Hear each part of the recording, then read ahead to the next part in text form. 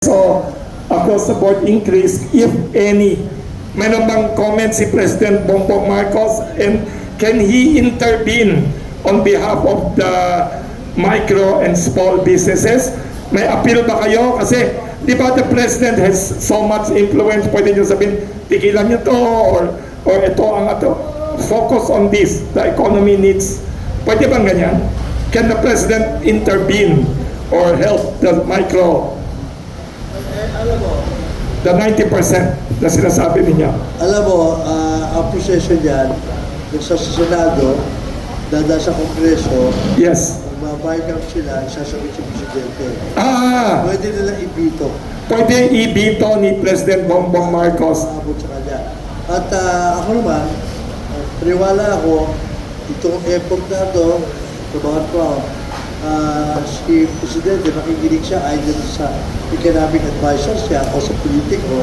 Kasi pag sa economic advisor, lahat ito nakapaligid sa kanya, talagang ayaw dyan. Yes. Ibibito yan. May appeal ba kayo to the Senate President Supiri and other senators behind this bill? Meron ba kayong short na pwedeng i-quote ng TV stations for Senate President Supiri na negosyante din bago siya pumalik sa politika? Nagnegosyo din daw siya noon eh. Well, meron na kaming letter sa mga senador na inon namin at tinakarating na sa kanila. So, naano namin na kung pwede, pabayaan na lang yung wage board ang mga desisyon. At nakapag-desisyon na rin lang, tsaka na lang tuloy natin. Huwag unahan ang wage board. Huwag i-ignore. Kaya naman, Attorney Margie, looking at the situation of the Philippines and the needs of the U.S. market, anong advice nyo as a legal expert, lawyer, and employment expert? Baka meron kayong suggestions to the country, to the senators. At least narinig mo yung situation, di ba? Yung problema ng labor, may mga politiko na gusto sumikat siguro 1 year before election. What is your suggestion or advice? Marami kayong kamag-anak na sa Pilipinas up to now. Anong suggestion nyo coming from your field na lawyer, employment expert? Baka magsitakbo na sa Amerika lahat ng mga naiinis na laborer dito at sa inyo magsiksikan. Anong advice niyo? Gusto ko pong simulan na as much as possible, we would want our professionals, our skilled workers, and everyone In the to Philippines. stay in the Philippines. You don't want all of them to go to California. Ako ho, you know, my original purpose was to study in the United States and go back and serve my country. Yes. But then, it became an opportunity, it's opportunity after the other.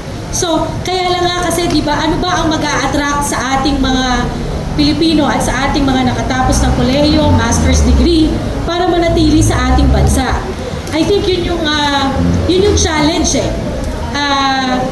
We have to create more jobs. And I think I've heard it from Mr. Ortiz, Mr. Gutierrez, Guerrero, I'm very sorry. We have jobs, but there's an issue of underemployment, and there's also an issue of Yes. they want to earn more rather than make their what do you call this, practice their specific field. So ang nangyayari, o kung ako ay nag-graduate ng journalism, pero hindi ako mababayaran ng tama, ako'y papasok sa call center. Yun na sinabi niya. Sinabi ni Mr. Ortiz, tama, at saka ni Mr. Guerrero. Correct. So, ang maipapayo ko, sana, ang aking, kung ako'y didinggin ng ating gobyerno, kung may boses ako, sana ay mapagtuunan ng pansin na mag-create tayo ng more jobs, you know, for a specific field. Maybe in the form of public policy as well. That's very important because, halimbawa, pumunta tayo sa, tourism major, mga tourism, hotel, restaurant major. When we go to, like, we are now considered we're Filipino-Americans, but we're considered foreigners. Balikbayan. Punta kami ng, let's say, Boracay, no? Kaso let's say, ang napangasawa ko, let's say, Amerikano, 100% Amerikano, no? Sample lang yan, kasi hindi naman Amerikano ang asawa ko, Pilipino. Di ba, pagpunta doon sa Boracay, abay kinabahan, dahil meron siyang kondisyon, kailangan, ang una niyang hinahanap, ospital. Tapos yung ospital pala, nandun pa sa city of, maybe like that, city of Aklan, wala pala dun sa Boracay, paano na? Kung inatake ka, foreigner, hindi lang foreigner, kahit sino, yan ang hinahanap di ba? Paano kung may mangyari sa akin? Kung meron tayong ospital na malapit dun lang, nandun mismo sa Boracay, di nag-create ka ng mas maraming trabaho para sa nurses, para sa medical technologists, etc. Then maaaring hindi na sila pumunta sa Amerika o sa ibang bansa. So I think that's one part of it is public policy. So public policy then creates more jobs and everything else. Maybe we can look into that. Hindi ako eksperto dito kung paano. Thank you for your good suggestions. Sir, I think she's been raising. May tanong. Sige. Thank you. It's almost one. So, short ang mga tanong. Pakilala kayo ulit. Magaling magtanong na suki natin. Yes. Copy. Good morning po. Kathy Cruz po from Yes.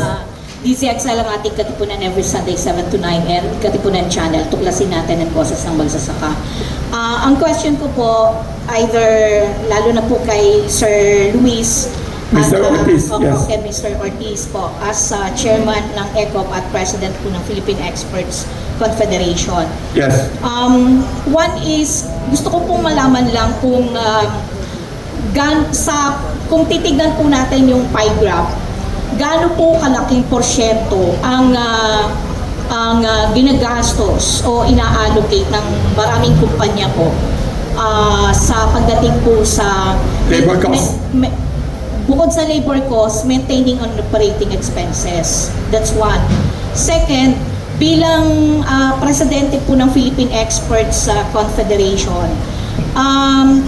kumusta po ba ngayon ang sitwasyon ng export natin sa ating bansa? Export industry ng Pilipinas? Bumabagsak po ba to? At May epekto ba to? Ano po yung dahilan? At ano po yung panawagan nyo rin sa gobyerno? And last na lang po, kanina po gusto kong diinan yung binabanggit nyo, panawagan nyo sa pamahalaan na imbis na itaas ng 100 pesos yung sahod po ng ating mga kababayan, ay ibaba ang presyo para sa lahat. presyo po ng bilihin. Yes, Because basic obviously, nung sinabi nyo sa amin yung 90% yung micro at kung ano-ano pa, ibig sabihin, Yes. mas malaki ang porsyento ng naaapektuhan kapag yung after impact nung tinatawag nating 100 Inflation. peso increase. Yes. So paano gagawin ng pamahalaan natin na ibaba ang presyo ng bilihin? Ay, maganda yan. Because this is a very important focus of this topic. Mr. Ortiz, Mr. Guerrero, and Attorney Margie, anong pwede gawin para ibaba ang inflation on basic goods? Alam mo, tama naman yung ginagawa ng gobyerno, mahalap na investors. At katunayan, yung natatandaan nyo nung 2 years ago, inabot tayo na 8% sa inflation, di ba? Ngayon, I understand itong last quarter, nasa mga less than 4% na. At ini-expect nila na maparating sa mga 2.something to 4%. Kaya kami takot na takot dyan sa 100 pesos na yan. Yung sinabi na ng Department of Finance. Pagka tinaas ko yan, mga 2% na epekto niya sa inflation. So in short, nagtatrabaho tayo sa kaliwang kamay, sa kanang kamay, kinukonto ng kaliwang kamay natin, bumababa na nga yung presyo. Kaya lang, mayroong mga items na staple like yung rice, hindi ko kaya sagutin. Sila lang, tutulong-tulong, di ba, pababa. Agriculture na. Anyway, at tama naman yung ginagawa. Kailangan talaga tama naman yung direksyon. Huwag na lang sanang guluhin. Yun ang sinasabi namin. Maguluhin yung labor situation. Percentage po dun sa labor expenses at saka yung pong maintaining Gano'ng kalaki ang labor expense lalo na for sa businesses? energy, kuryente, tubig. Depends. Meron mga business na 40%, lalo na sa services, kung Yes. 40% eh. Oh, may mga ganyan. Kalahati. Di Iba kalahati. Meron naman yung 20%. Sa manufacturing, siguro mga 10%, ha? Normally. 10%. Manufacturing, 10%. Sa Ah. construction, maliit na porsyento, doon siguro mga 10% din, up to 20%. So, yun ang problema. Iba-iba. You're referring to maintaining ano pa rin Pero ito sa expenses. panliliit, sa mga micro, no. Ang laki. Sa micro, malaki na. Malaki. Halos labor. Kalahati. Yes, yun. Baka we don't have time na, sorry, mag-aalauna na. Can we request everyone to give closing